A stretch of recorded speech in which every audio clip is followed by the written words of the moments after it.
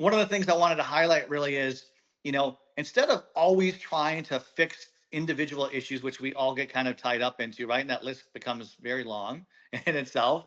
Um, you have to take a step back and just kind of look at how things should overall operate, right? That's the main thing. Like, how should we be operating as an organization and as a team?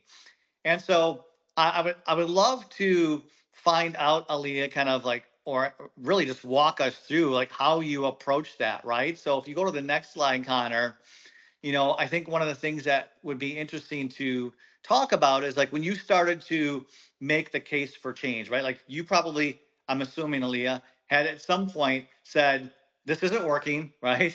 We Mhm. need to change something, and now we need to figure out what we're going to do to change that. What got leadership's attention, or was leadership even involved in that process from the beginning and kind of working with you to help solve for this?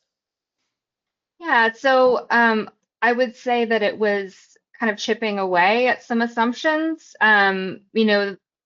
Our leadership wasn't in our project management tool as much, so they didn't see what wasn't happening. But one of the big challenges we had was that it was incredibly difficult to update timelines once they've been Mhm. created, which seems ridiculous. That is like the core thing that a project management tool does.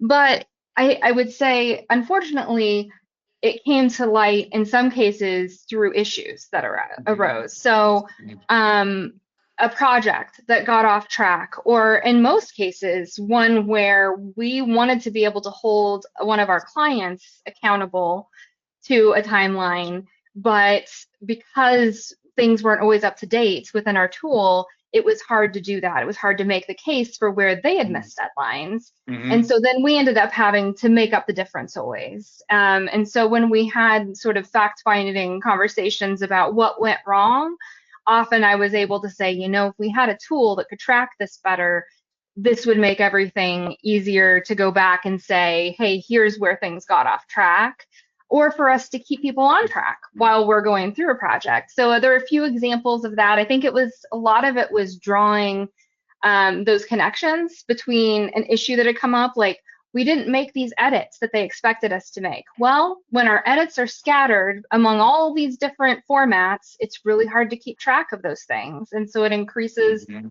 error in the process. So drawing those lines between everything. And then I would say it wasn't even just leadership, honestly. I mean, I don't know that there was pushback from leadership ever. It was more about we don't have the money.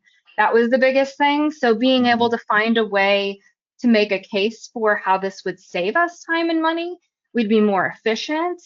And then we had, some turnover within the team. And as we got new marketing people on board, they sort of uh, act as account executives. They're the primary contact for clients. And as we got people who had worked in the corporate world, worked in other areas who had tools like this, they could see the difference. And so then I was able to get more people on my side. And so our vice chancellor is hearing not just from me, but multiple leaders within the team who are frustrated and see the potential that how much a tool could revolutionize things. That was Mhm. incredibly important when it came to the side of the team that I don't oversee, that was working in a different tool. And those people were really instrumental in making a case for bringing us all together. Mhm. Um, but some of it is just planting the idea of possibility, like what it could be, how it could work Mhm. if we Mhm. were all together. Yeah, I love what you said about building a case, right? And I think that's an important tip for our audience because many times problems come into the mix and everybody gets so frustrated by those problems that they take it to leadership without having that case framed out in terms of here's what we're experiencing, right? Here's how it's impacting the business.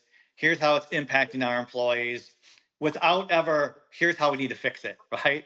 Um, and so I love how you said you built a case. Was there anything, and this is for you too, Kendall, because I know you've gone through a number of situations in the past where you've had to speak to leadership about how you can solve for the issue that existed. But is there anything like the language or the way you framed it to leadership or the case that you built that just helped you get over that finish line? I know you have a very supportive leader to help you with this, but a lot of us in the past and even on the call today might be struggling with, like, how do I bring this leadership? Is there a tip you could recommend for everyone? I think the accountability portion is really important because it brings several aspects into play, which is that one of the reasons I've experienced that leadership gets frustrated is when they don't have transparency and they don't know what's going on. So they don't know where the Mm-hmm. resources of the department are going. You can't point to anything and say, okay, well, I worked on this for 20 hours this week and my team worked on this for 20 hours this week, and we don't have bandwidth for anything else.